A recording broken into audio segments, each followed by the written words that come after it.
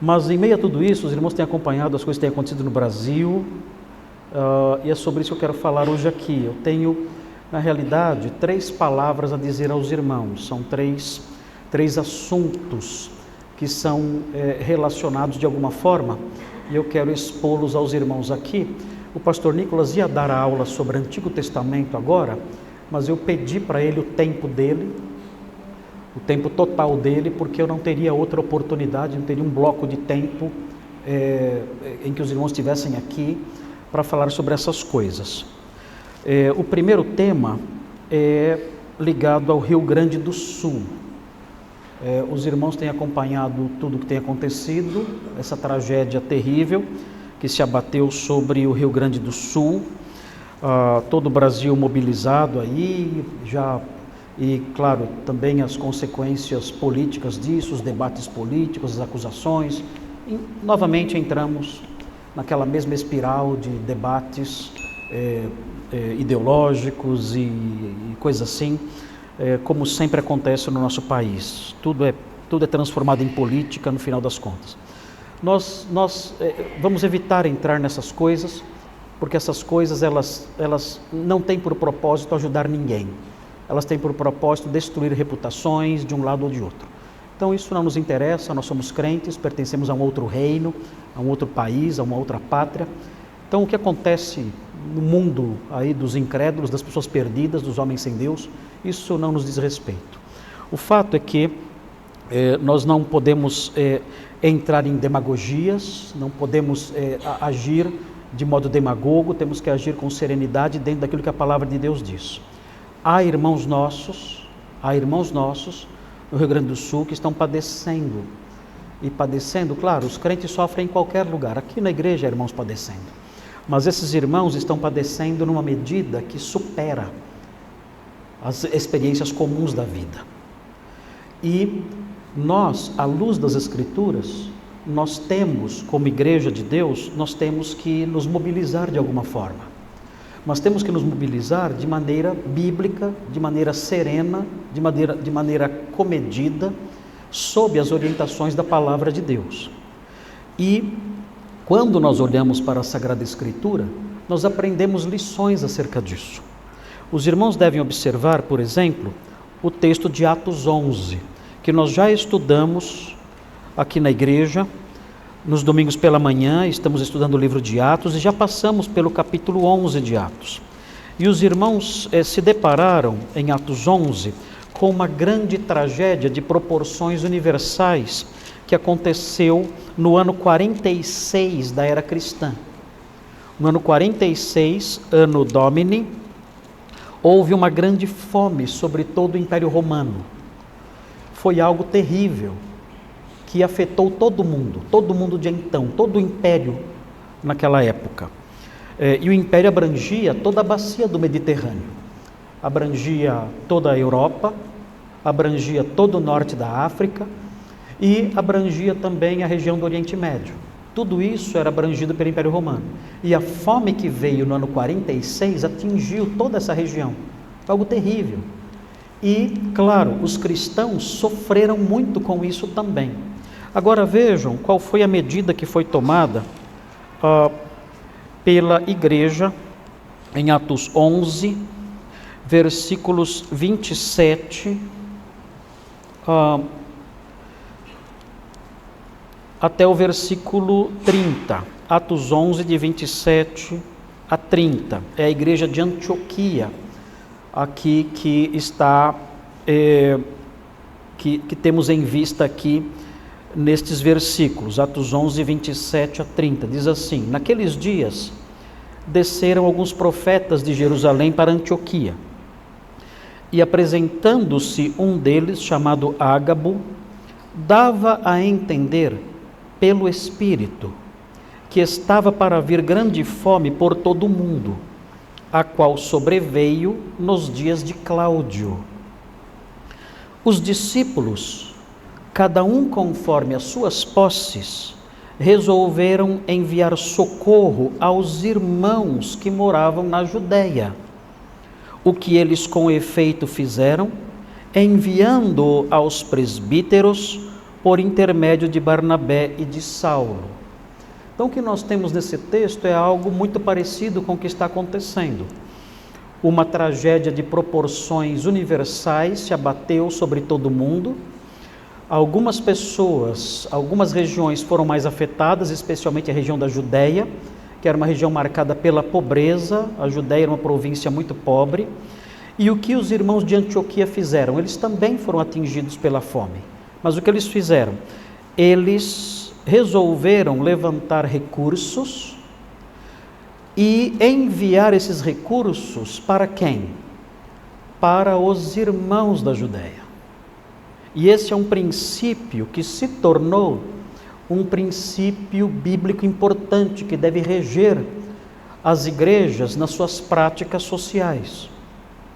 O apóstolo Paulo diz em Gálatas 6,10, é importante, é um texto muito importante, o texto de Gálatas 6,10, para reger as nossas ações no campo do socorro em momentos como esse. O texto diz assim, há um princípio perene aqui em Gálatas 6,10, que diz assim: por isso, enquanto tivermos oportunidade, façamos o bem a todos, ou seja, todas as pessoas atingidas por tragédias como essa, ou mesmo em situações difíceis, não necessariamente de tragédias, todas as pessoas devem ser alvos do nosso socorro, todas elas.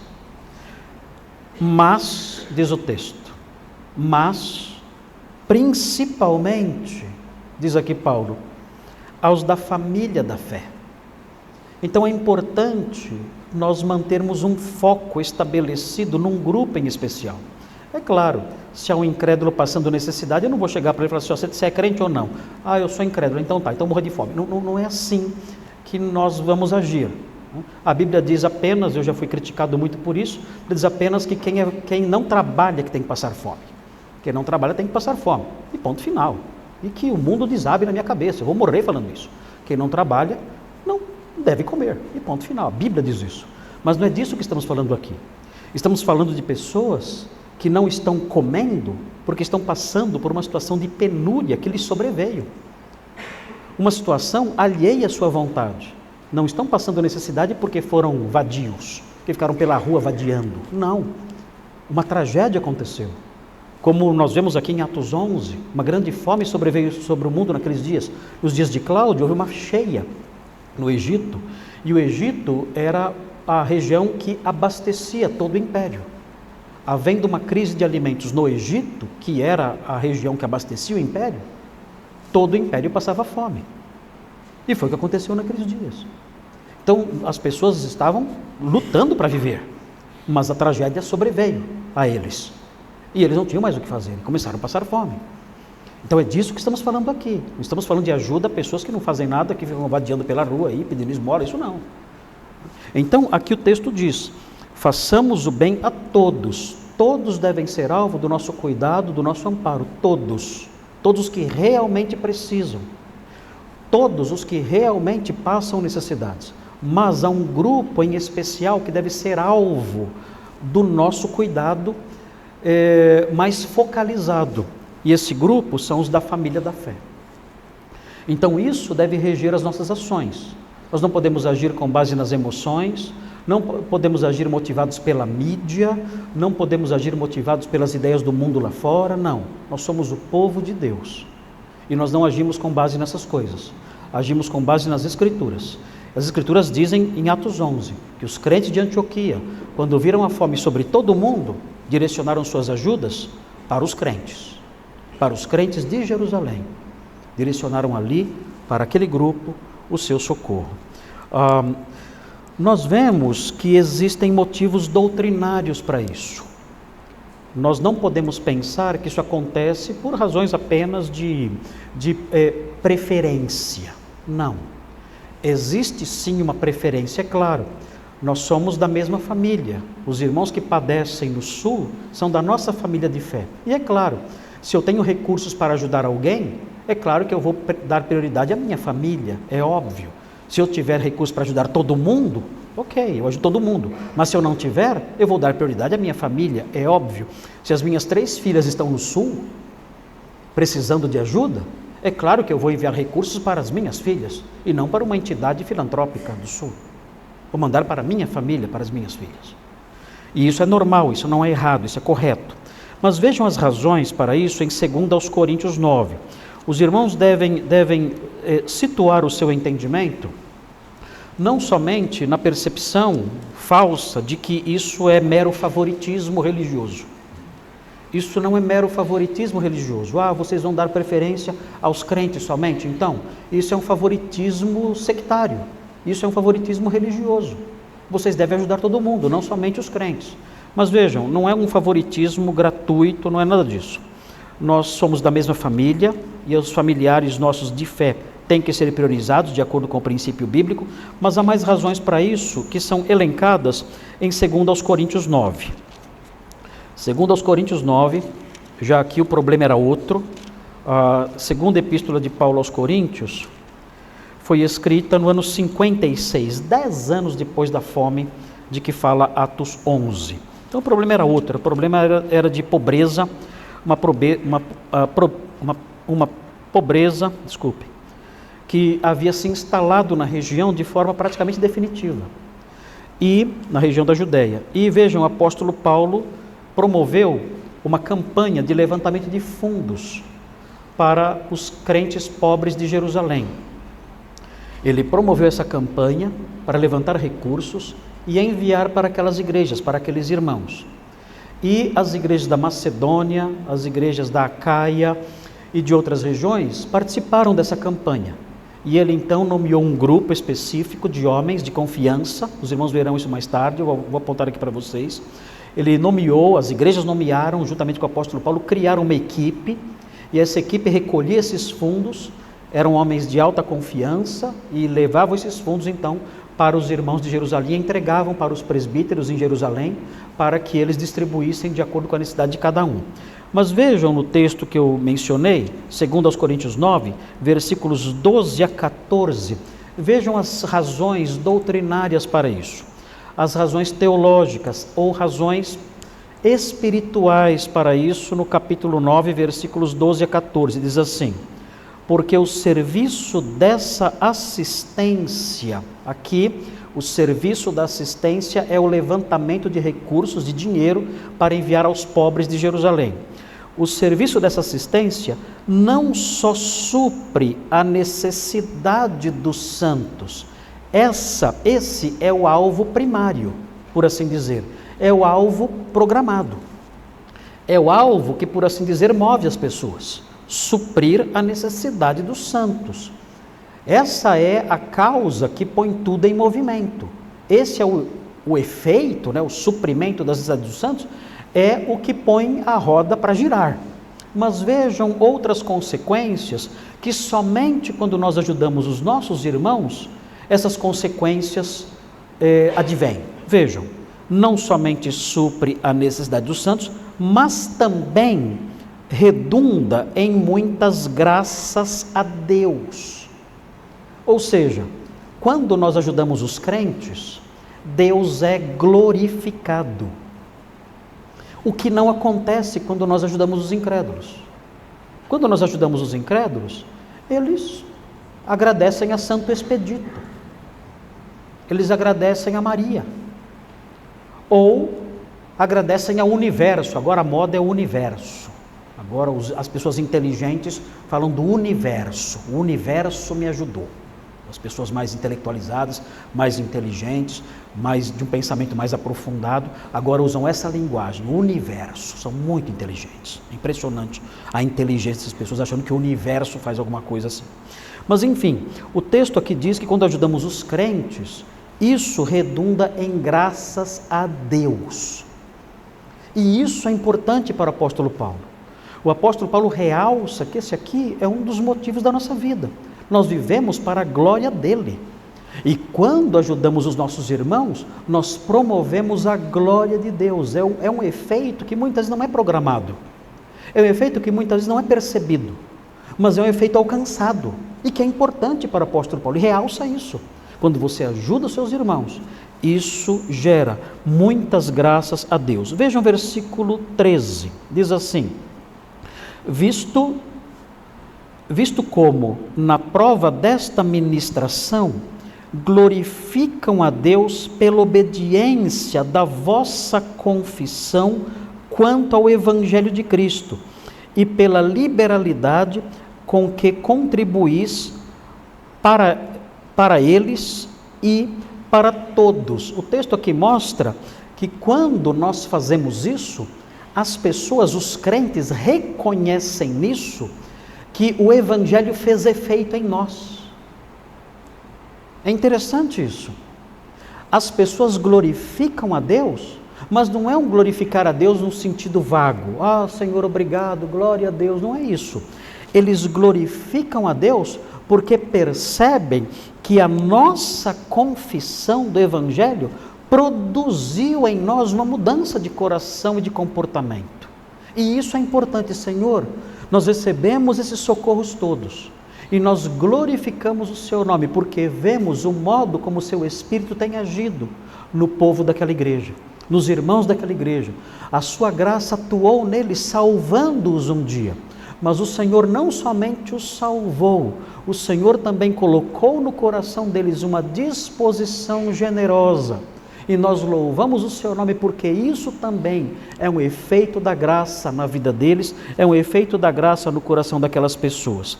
E o versículo 14 continua falando dos efeitos. Diz assim, versículo 14: enquanto oram eles a nosso favor com grande afeto.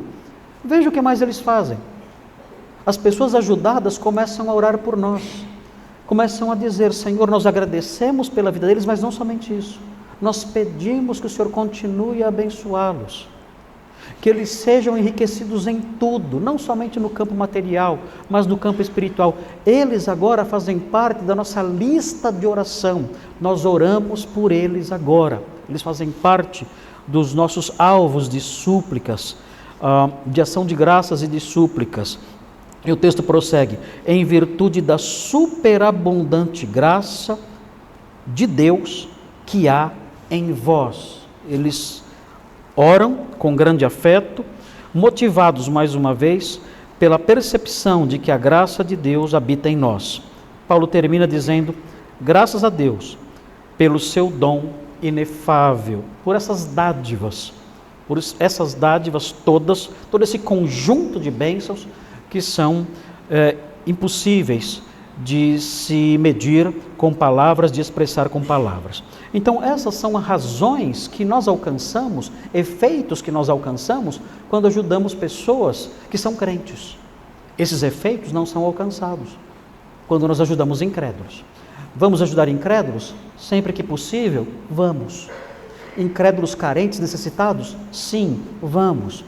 Mas em especial os crentes. Por quê?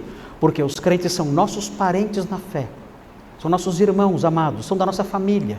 E porque esses efeitos todos que eu mencionei aqui, que Paulo menciona em 2 Coríntios 9, de 12 a 15, esses efeitos todos só são produzidos quando nós ajudamos os crentes. Essa é a razão daquilo que eu vou apontar agora para vocês, que queremos fazer aqui em nossa igreja. Nós temos conversado com pastores do Rio Grande do Sul, pastores que são próximos de nós. Temos 2 pastores ali, o pastor Fernando de Domênico, que mora em Passo Fundo, que não foi atingida, uma cidade que não foi atingida pelas tragédias. Ele conhece um pastor chamado pastor Pierre, que é um pastor muito sério também, mas eu não conheço, que é de São Leopoldo. E esse pastor Pierre está no meio ali da situação de enchentes e tudo mais. Esse pastor Pierre é conhecido do pastor Fernando. Eu não conheço, conheço o pastor Fernando. E temos também o pastor Daniel Osório, que congregava conosco em Atibaia, quando nós tínhamos a congregação em Atibaia. É um homem muito conhecido de nós, ele e sua esposa, muito amigo do pastor Thomas, meu amigo também, uma figura que nós conhecemos há muitos anos, e um homem de muita seriedade. E esse pastor, o pastor Daniel Osório, ele mora em Canoas. E Canoas é uma cidade intensamente atingida pela tragédia. E nós temos mantido contato com ele. Bem, à luz desses contatos todos, a partir desses contatos todos, nós concluímos que a melhor forma de ajudar os nossos irmãos é com dinheiro. Claro que qualquer ajuda é bem-vinda, mas a melhor forma de ajudar é com dinheiro, considerando os custos de envio de alimentos e roupas e materiais para lá, considerando isso e considerando também a forma variada como o dinheiro pode ser usado em diferentes socorros. Com dinheiro a pessoa pode ter uma flexibilidade maior. Às vezes ela tem lá 5 pares de sapato ali que chegaram, mas ela precisa comprar um remédio. E os sapatos vão ajudar, mas agora não. Os sapatos ficam lá guardados e o remédio na farmácia, precisando ser comprado. Então, a melhor forma de ajudar é com dinheiro. E nós vamos ir nessa direção em nossa igreja. Nós vamos ajudar os irmãos com essa forma de ajuda. Outro fator importante que devemos lembrar aqui. Irmãos, toda essa onda vai passar quando as águas baixarem. E eu suponho, eu não sei, eu suponho, considerando informações advindas da história, né? da história das tragédias, eu suponho que o pior virá quando as águas baixarem. Porque quando as águas baixarem, vão começar as doenças. Doenças decorrentes de corpos que estão ali apodrecendo e soterrados ali de alguma forma, que não serão encontrados de pronto. Doenças decorrentes da água contaminada, doenças decorrentes de mosquitos e tudo mais. Então, muitas doenças. Também saques, assaltos, furtos, isso já começou. Isso já começou. Voluntários estão sendo assaltados, mulheres estão sendo estupradas em abrigos, crianças estão sendo violentadas também em abrigos. Irmãos, assim, o grau de maldade da humanidade não dá para medir, não dá para medir. Quando nós lemos o Apocalipse e vemos Deus matando a terça parte da humanidade, nós pensamos, nossa, como Deus é severo. Quando olhamos uma tragédia como essa, pensamos, Deus é bonzinho demais, porque Ele matou só 1/3. Ele ia matar 100% da humanidade, porque, meu Deus, como pode alguém, em meio a uma tragédia tão tocante, de uma dimensão tão grande, praticar assaltos, explorações, invasões, saques? É algo assustador, é desumano. Não há palavras no nosso vocabulário para descrever as pessoas que fazem isso. E nós sabemos então que depois que as câmeras forem embora, os jornais forem embora, os políticos pararem de falar, isso vai durar 1 mês mais ou menos. Depois que isso passar, nós sabemos o que acontece. Aquilo cai no esquecimento e as pessoas ficam lá passando necessidades terríveis sem que ninguém ligue mais. Isso já aconteceu no Rio de Janeiro alguns anos atrás. Os irmãos sabem, aquela região do Rio que foi afetada por aquela tragédia terrível alguns anos atrás, continua padecendo terrivelmente e ninguém se importa. Quando a mídia vai embora, os políticos vão embora também. Aí não tem mais filminho de gente boazinha, aí não tem mais filminho de gente praticando atos heróicos, aí some tudo. As câmeras foram embora, tudo vai embora. E nós sabemos disso, e nós somos crentes. Nós não somos movidos por ondas temporárias. Nós sabemos que o problema vai continuar muito tempo depois das águas baixarem. Por isso, essa ajuda em dinheiro que nós pretendemos direcionar para esses lugares vai perdurar mesmo depois que tudo cair no esquecimento. Até que os nossos irmãos ali tenham algum grau de tranquilidade. Então, quando tudo passar, quando a água secar, quando a lama for removida, ainda assim nós vamos continuar ajudando. Esse é o nosso plano. Importante então, na sequência aqui, eu mencionei que há 2 pastores que vão nos assessorar. O principal deles é o pastor Daniel Osório, de Canoas. O nosso plano, já tendo falado com ele, é enviar a ele ou a alguém nomeado por ele, da confiança dele, os recursos que deverão ser direcionados especialmente aos crentes, especialmente aos nossos irmãos. É claro, irmãos, que se ele perceber que tem alguém lá que não é crente e que está precisando muito, é uma emergência gritante, é claro que ele poderá abrir uma exceção. É lógico, porque o texto diz: fazei o bem a todos. Mas não sendo o caso, ele vai direcionar os recursos para os irmãos nos termos do ensino doutrinário. Nós vamos tratar mais detalhes com ele. E a pedido dele mesmo, a pedido do próprio pastor Daniel Osório, deverá haver prestação de contas. O pastor Daniel Osório, ele disse o seguinte: olha, eu quero que haja prestação de contas disso tudo. E nós queremos isso também, para que os irmãos saibam como os recursos estão sendo empregados. Nesse aspecto, eu quero que os irmãos abram sua Bíblia em 2 Coríntios 8. 2 Coríntios 8 mostra o cuidado do apóstolo Paulo nesse campo, para que não haja maledicências, para que não haja acusações, para que não surjam acusações infundadas. Então vejam, 2 Coríntios, capítulo 8, versículo 16. Veja o que diz. Diz assim, 2 Coríntios 8, 16. É o cuidado de Paulo com o evitar que acusações levianas sejam feitas de desonestidade numa situação como essa. Diz assim: mas graças a Deus que pôs no coração de Tito a mesma solicitude por amor de vós, porque atendeu ao nosso apelo, mostrando-se mais cuidadoso, partiu voluntariamente para vós outros, e com ele enviamos o irmão, cujo louvor no Evangelho está espalhado por todas as igrejas. O apóstolo Paulo enviou Tito e um irmão anônimo, que era conhecido, aqui anônimo para nós, mas era conhecido das igrejas todas, um homem de boa reputação. E continua o texto: e não só isso, mas foi também eleito pelas igrejas para ser nosso companheiro no desempenho desta graça ministrada por nós. O apóstolo Paulo iria para Jerusalém levar os recursos, Tito também com ele, certamente era o plano, e esse irmão de confiança escolhido pelas igrejas. Todos iriam juntos.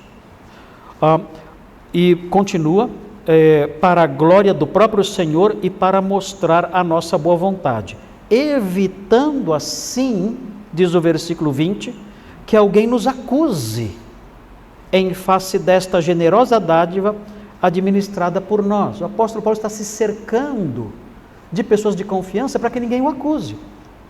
Será que dentro de alguma igreja existe gente que faz acusações levianas? O que vocês acham? Claro que tem. Sempre tem pessoas que olham tudo com lentes de maldade. O apóstolo Paulo sabia disso. Nós não estamos no céu ainda. E há pessoas que vão dizer: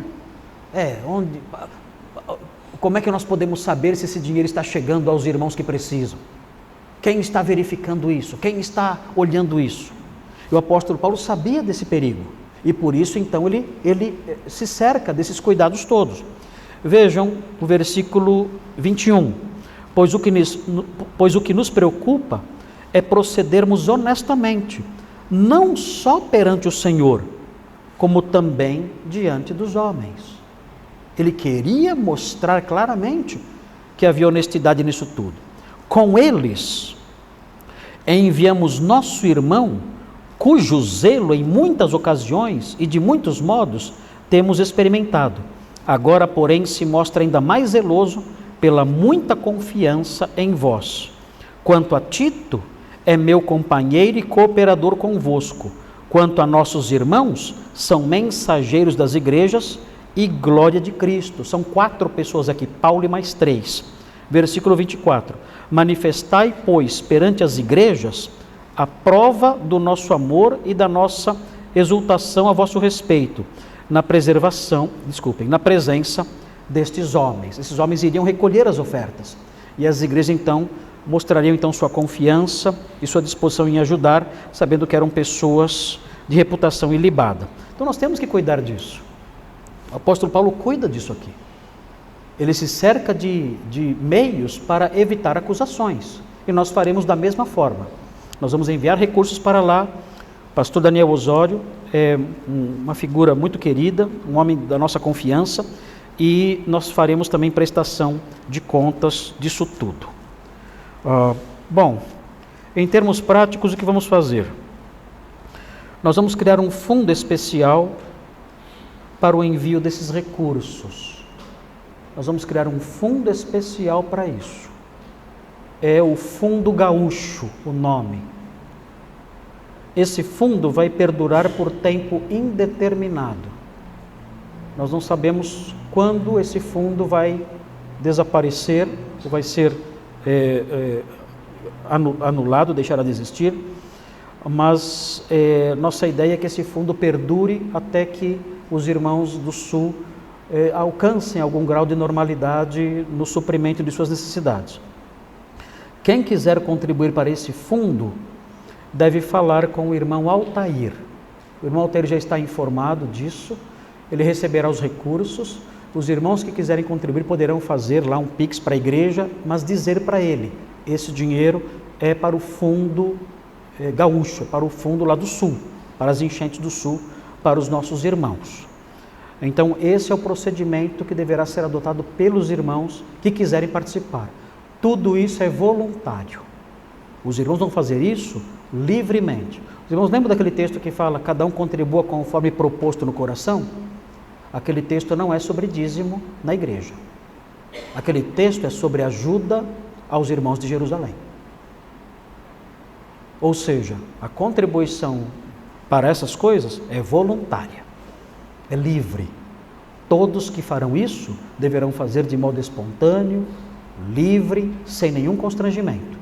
A Bíblia diz, porque Deus ama aquele que dá com alegria. E é assim que deve ser.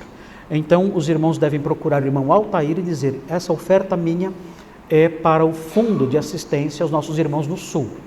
E o Altair, então, ele fará a separação, reservará esses recursos e no tempo devido enviará para o pastor Daniel Osório ou para o pastor Fernando Domênico, e eles então vão prestar contas do emprego desses recursos. É assim que nós vamos agir à luz do que a palavra de Deus ensina. E os recursos deverão ser enviados prioritariamente aos nossos irmãos que padecem.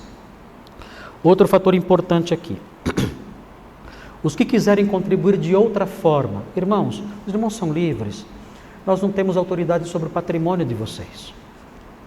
Os irmãos fazem com os bens dos irmãos o que os irmãos quiserem, é de vocês. Então, os que quiserem contribuir de outra forma, eu não quero mandar dinheiro, eu quero mandar víveres, eu quero mandar materiais aos pastores, quero mandar roupas, enfim, não tem problema nenhum. O que eu oriento a fazer seria o seguinte, quem quiser fazer isso, não traga isso para a igreja. Porque a igreja então terá o ônus e a despesa de enviar tudo pelo correio. Então, isso não vai nos ajudar. Então, quem quiser fazer isso, pode me procurar a mim ou ao pastor Thomas, e nós forneceremos a vocês os contatos dos pastores. E aí vocês livremente, então, combinam com os pastores. Olha, eu gostaria de mandar água, eu gostaria de mandar roupas, gostaria de mandar arroz, não sei. E aí, então, vocês combinam com os pastores diretamente a forma como vão contribuir.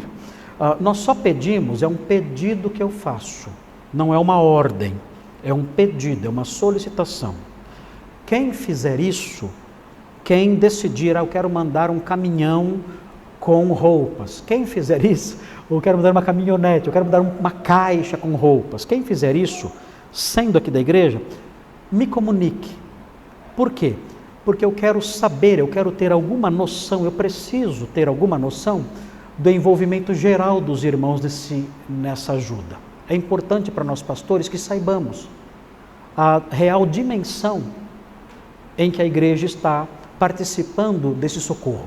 Nós teremos uma dimensão disso, uma visão da dimensão disso, pelos relatórios do Altair. Obrigado.